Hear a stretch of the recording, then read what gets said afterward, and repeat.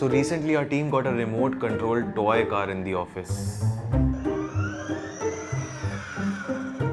Basically, every kid's dream. And then someone had a brilliant idea of putting a dash cam on the toy car.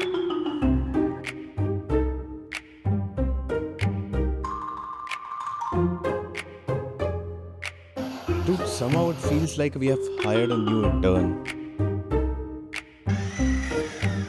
At first, we just wanted to test the dash cam.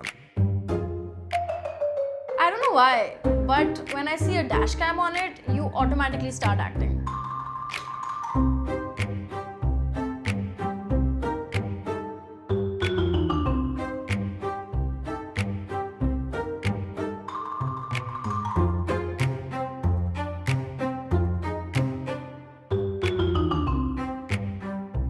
So, how's the new intern doing?